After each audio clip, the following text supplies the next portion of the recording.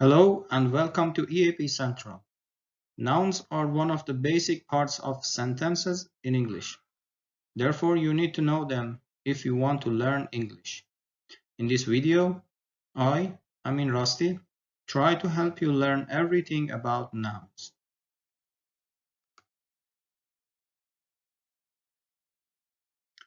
According to Herring, nouns are words that identify or name places, people, or things. Nouns can function as the subject of a clause or sentence, an object of a verb, or an object of a preposition. Words like cat, book, table, girl, and plane are all nouns. There are also different types or categories of nouns. They must be used correctly in sentences. I explain each category separately. Common nouns are the generic names of places, things, or people. For example, names like desk, town, and humans are common nouns. They identify them from each other, but they do not specify. Proper names are not capitalized in a sentence unless they are placed at the beginning of a sentence. According to Herring, proper nouns are used to identify a unique person, place, or thing. A proper noun names someone or something that is one of a kind, which is signified by the use of a capital letter, no matter where it appears in a sentence. There are three different types of proper nouns: names, brands, and appellations. There are also two more, like job titles and familiar roles. Names are the most common types of proper nouns. We use them to identify places, people, events, and things. For example, John ate some turkey on Thanksgiving contains three names: John, turkey, and Thanksgiving. Brands are another type of names that are used for identifying commercials. Although the referred object is not unique in itself, its brand is. For example, in the sentence, I drink Coca-Cola, the Coca-Cola is a brand name that distinguishes a drink from other types of drinks. Appellations are extra words that are added to names. They must be capitalized in writing like proper names. For example, in King Arthur was a fictional figure, the word king is an appellation for the name Arthur.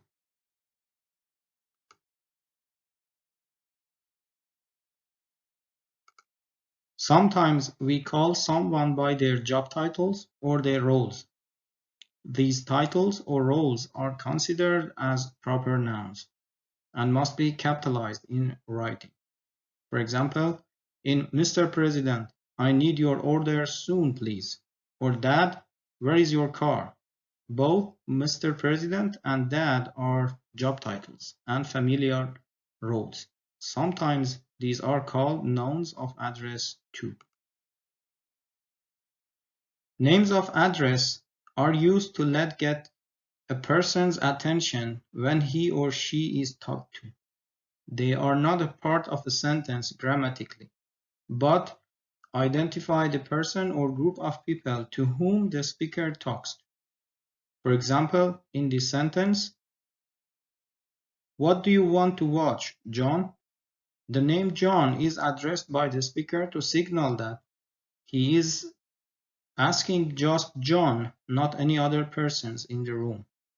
Because the names of address are not a part of a sentence and they can be placed at the initial, middle, or end of a sentence, they must be separated from other parts of a sentence by commas. Sometimes we address others by terms of endearment such as sweetie, pal, love, and etc. These terms are also considered names of address. However, they are not capitalized unless they are at the beginning of a sentence and start a sentence. Nouns are also classified based on the tangibility of what they name. If nouns are used for naming people, places, or things that are physically tangible, they are categorized as concrete nouns.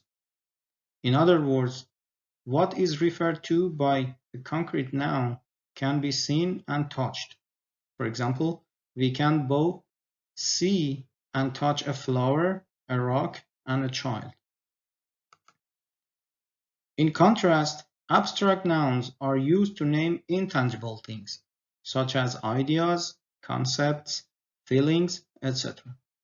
Those things cannot be touched and have no physical reality.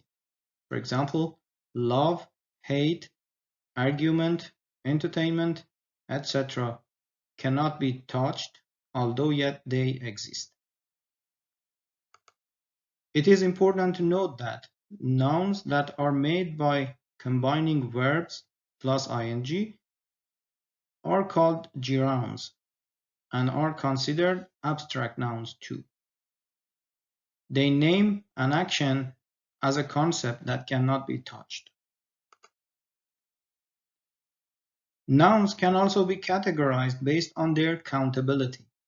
Therefore, nouns are either countable or uncountable in English.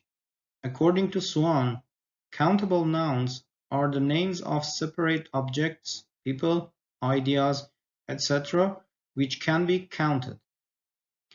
We can use numbers and the article a or an with countable nouns. They also have plurals. If there is just one of them, we use a or an, but if there are more than one of them, we add an s after them, like the following examples: a car, a paper, 3 cars, 2 papers.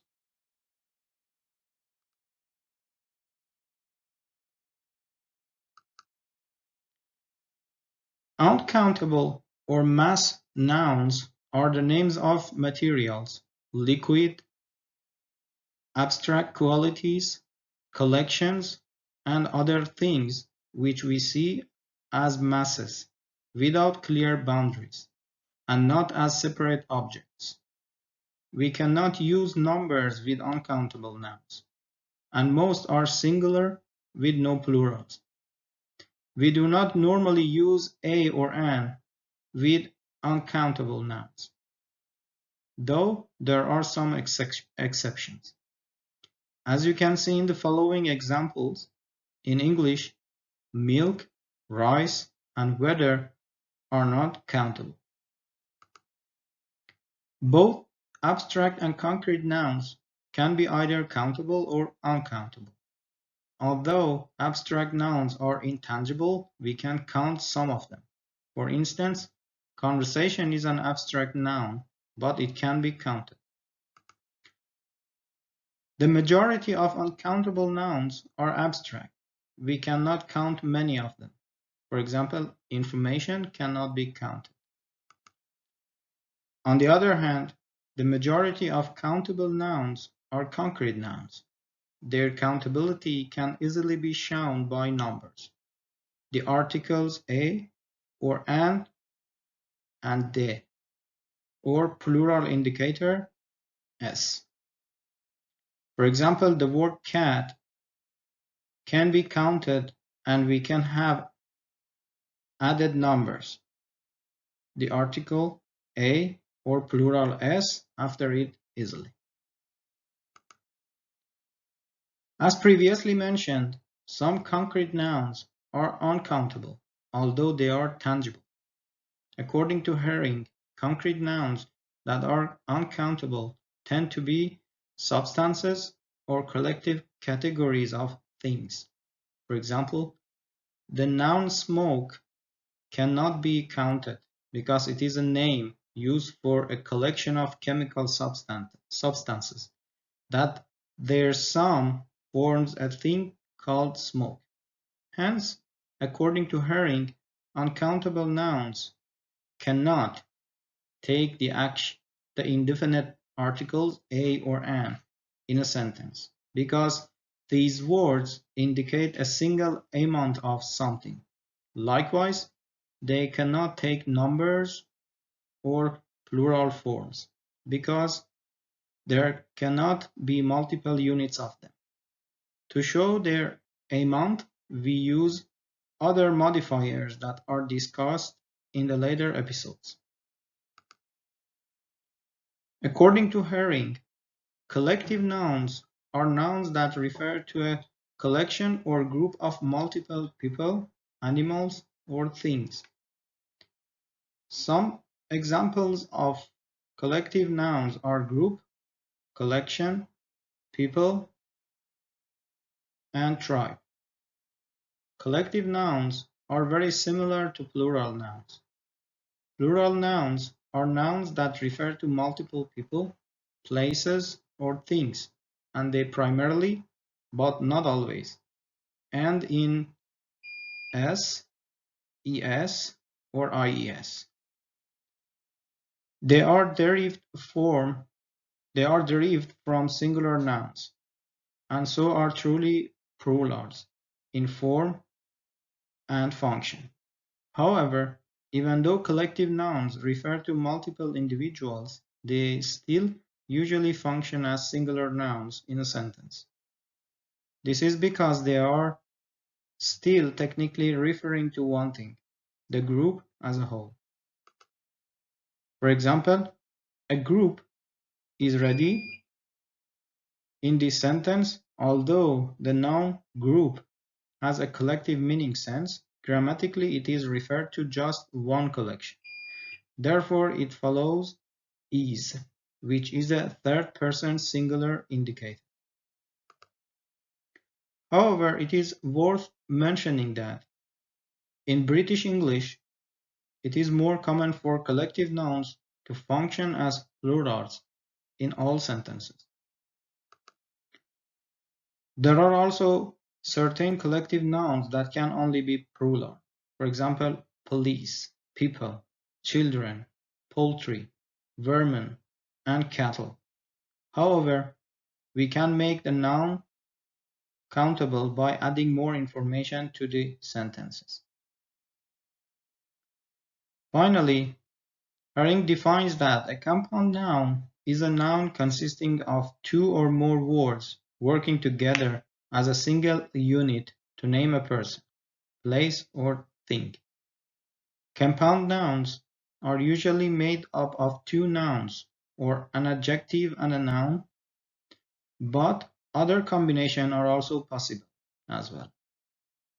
Generally, the first word in the compound noun tells us what kind of person or thing it is, or what purpose he, she, or it serves, while the second word defines the person or object, telling us who or what it is.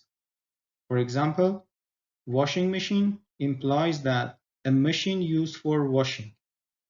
You can recognize compound nouns because the meaning of the two words put together is different than the meaning of the word separately. For example, washing and machine have their own separate meanings, but when we use them together, they mean a particular type of machine that we use for washing or clothes in.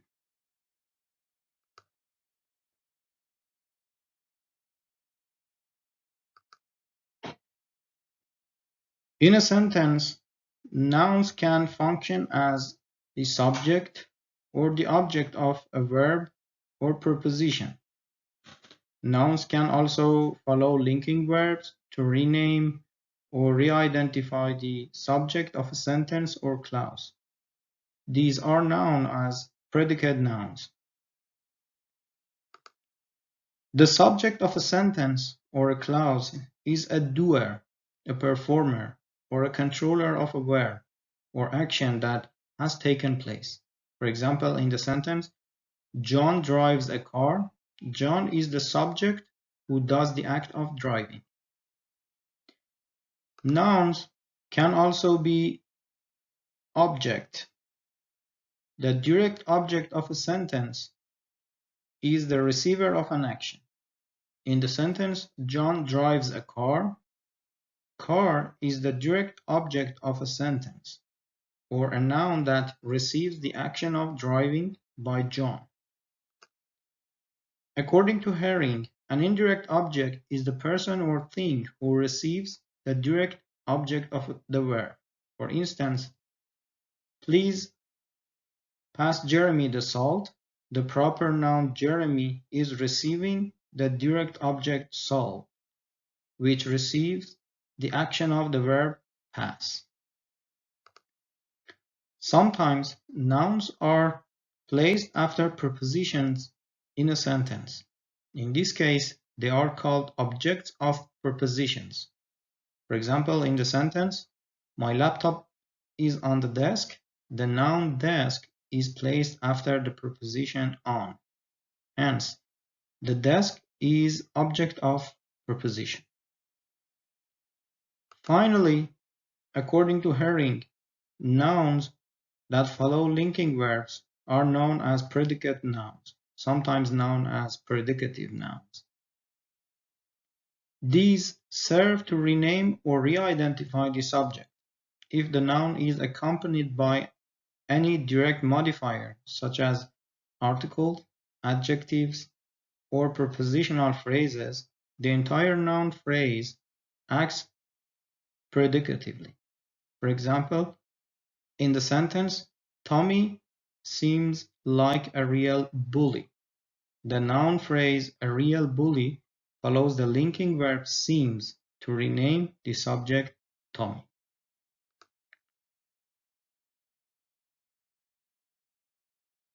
Okay, thank you for being with me till the end of this lesson.